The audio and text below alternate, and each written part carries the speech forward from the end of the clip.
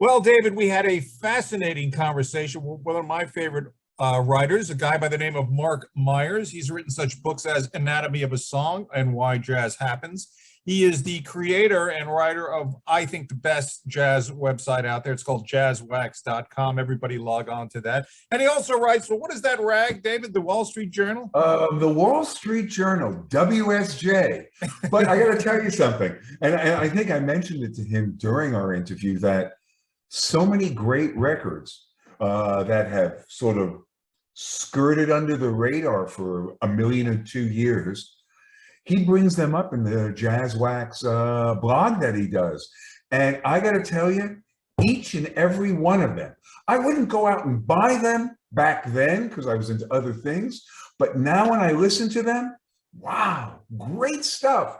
And what's great about them too is, do you remember when records used to have wonderful artwork? Yes, I do.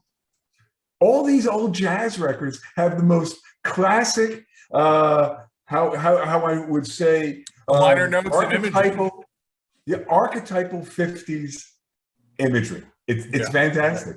Well, we talked to Marc about his new book. It's called Rock Concert and Oral History as Told by the Artists, Backstage Insiders, and Fans Who Were There. My goodness, David, how accurate. And we talked to Marc about these hologram concerts. That is where the surviving band members play with a computer-generated image of their dead singer, or in Frank Zappa's case, a dead guitarist. And the answer he gave us, David, is going to surprise our listeners. So let's see what Marc will. Well, I don't want to tell anyone. It surprised us as well. You know, it surprised us. Marc on hologram concerts.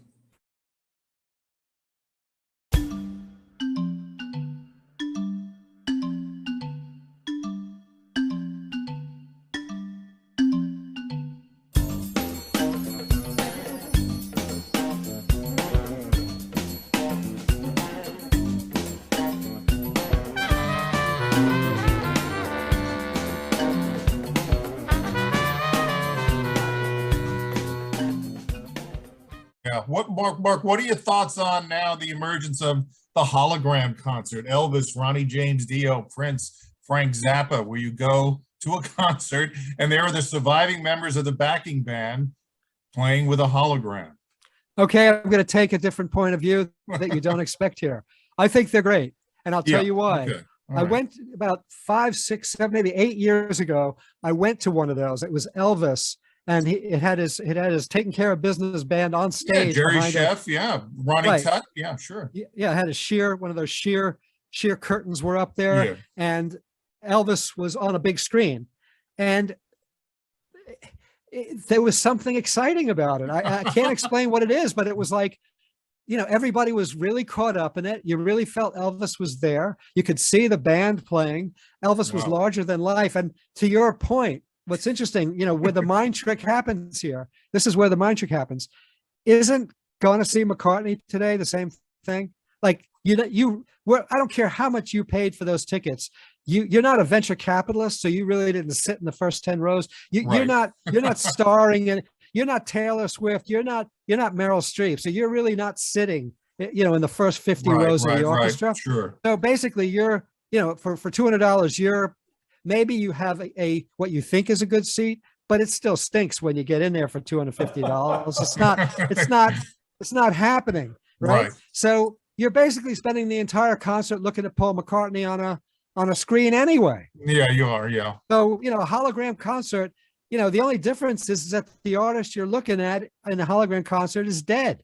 Who cares if the guy's dead or alive? He's on the screen and the music's playing. Hold on, stop. I must tell you, that's definitely going to be one of our video YouTube clips. Trust me on that one. but isn't it at some point? I mean, come on, for the sanctity of the concert stage. If you're dead, isn't it time to get off the stage and give the next band a chance? I mean, do we? Let me tell you something.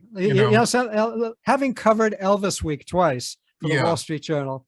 Well, I actually covered it once, but I went on my own the following year because it was so intense. when you see and during Elvis week they showed, I think it was This Is Elvis, it's the documentary where there's multi-panels. Right. It's just an incredible documentary, but they had it was almost like IMAX in size. Okay. It was done at the Orpheum down there in Memphis, and that guy to this day has a serious amount of candle power. I mean, you go to see this guy. I mean, Sinatra is mini-me compared to Elvis in concert. Yeah. I mean, I don't care what those paid girls were screaming about at the Paramount, at the Paramount in New York. My mother was at the There you Paramount. go. I mean, a lot of those girls were paid off by publicists, Yeah. to just get the action going. But when you see Elvis in concert on a film and it's that large on a screen, Yeah. he's still, I mean, I don't care whether you think he looks creepy or he looks weird or he looks dead or he looks alive or, you don't like that the collar is up and he's like kind of weird. I don't care what you think going in. You sit there and you suddenly are caught up and you are just marveling at how much charisma that guy has in one finger. I mean, it is stunning to see. And you cannot experience that unless you're at in a hologram situation.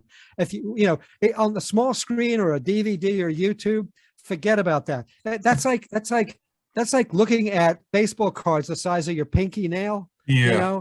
There's just you can't see anything. It's too small. But when you see it in a theater and the screen is massive and you're seeing what made this guy special, you suddenly realize, wow. Wow.